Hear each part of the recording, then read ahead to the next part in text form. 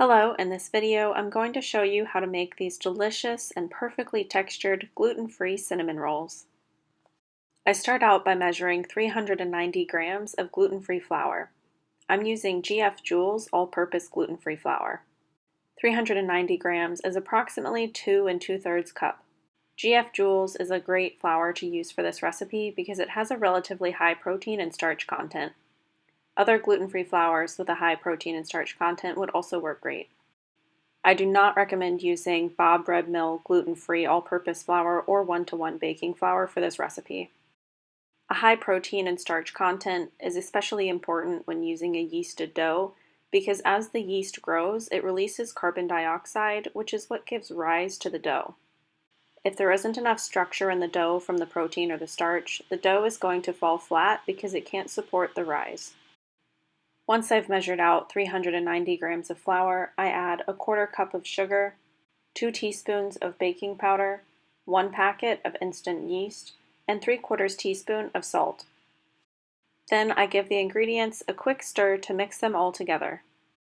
Then I measure out 1 cup of whole milk and microwave this so it's 115 degrees Fahrenheit.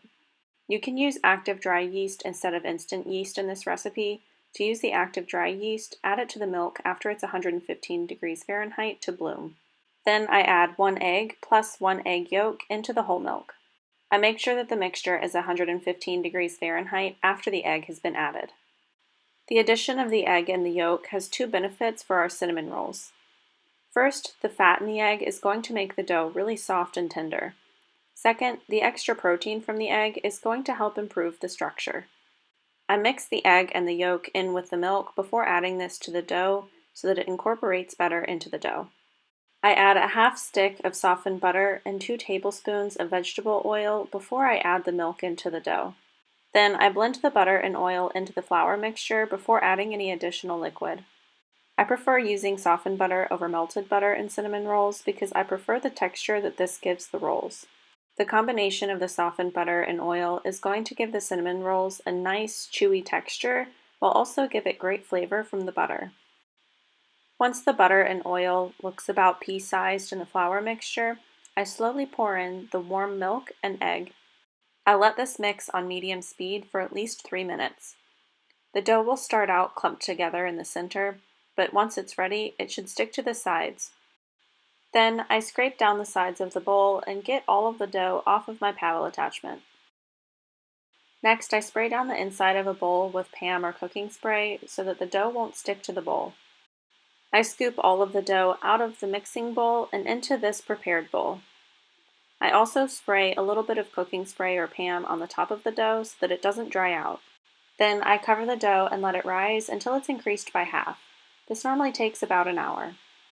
Once the dough is nearly done rising, I make the filling. To make the filling, I blend 1 stick or a 1/2 cup of softened butter. I cream the butter with a 1/2 cup of granulated sugar and a 1/4 cup of light brown sugar. I let this cream together for 1 to 2 minutes and then I add in the spices. I add in 3 tablespoons of ground cinnamon, which is equal to 9 teaspoons. I also add a 1/2 teaspoon of nutmeg, a 1/4 teaspoon of allspice, and a 1/4 teaspoon of ginger. All 4 of these spices are warming spices, and I loved the balanced flavor that they give to these cinnamon rolls. I scrape down the edges of the bowl, and then I continue creaming everything together for another 2 minutes. Now that the cinnamon roll dough has risen by about half, I turn it out onto a floured work surface. I roll the dough out into a rectangle until it's about a 1/4 inch thick. I make sure to spread an even layer of flour on both sides, but I don't knead the dough. All of the ingredients in the dough are already evenly incorporated because of how long we mixed it together, and there's really no point in kneading the dough for gluten-free bread aside from mixing the ingredients together because there's no gluten in this dough that needs to develop. I use a rolling pin to flatten the dough out, and I use my hands to help form the corners of the rectangle. It's kind of difficult to do this with a rolling pin sometimes, so I just keep going back and forth until I have a really nice rectangle shape. If the dough starts sticking to the rolling pin in an area, I sprinkle a little bit more flour on that area. Now that the dough shape is formed, I spread the cinnamon filling on top. There's multiple different options for spreading the cinnamon filling on top of the dough. You could just spread softened butter on top of the dough and sprinkle cinnamon and sugar over the top. You could also melt the butter and mix the melted butter together with the cinnamon and sugar. I've found that creaming the butter, sugar, and spices together creates a filling that doesn't melt out of the cinnamon rolls as easily. Now that the cinnamon filling is evenly spread on top of the dough, it's time to start rolling the cinnamon rolls. You want the first roll to be pretty tight so the cinnamon rolls don't unwind in the oven. After I have the first roll done, I also regularly pull back on the dough to make sure that it's tight on each roll. I also dust off any excess flour from the back of the dough. You can pick which side of the rectangle to roll based on what type of cinnamon roll you want to eat. I prefer to roll the long side of the rectangle, but if you roll the short side of the rectangle, you can get a larger spiral. Now I measure out the total length of my cinnamon roll dough so I can count how many buns I'm going to get. For a Cinnabon style cinnamon roll, I like to use 2-inch cuts. I score the top of the dough every 2 inches, and then I use my knife to cut all the way through. You also could use dental floss to cut through the cinnamon roll dough, but I only recommend doing that if it's plain and not flavored like mint. To use the knife, I pinch the dough right behind the knife so that it doesn't flatten when I cut all the way through. Then I place the cinnamon rolls into a baking dish for the final rise before we cook these. I don't have the rolls touching so that there's room for them to rise. I cover the cinnamon rolls and let them rise for 45 minutes to an hour. Here's what they should look like once they're fully risen and ready to bake.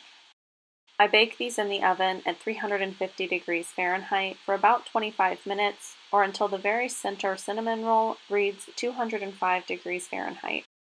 Once the cinnamon rolls have cooled, I scoop them out of the pan and they're ready to eat. Before eating, you can top the cinnamon rolls with a mixture of powdered sugar, milk, and vanilla, or a mixture of powdered sugar, cream cheese, and vanilla. Just look at the chewy, tear-apart texture of the perfect gluten-free cinnamon roll. Thanks for watching this video on how to make gluten-free cinnamon rolls. Let me know if you have any questions in the comments below, and as always, like and subscribe to see more content.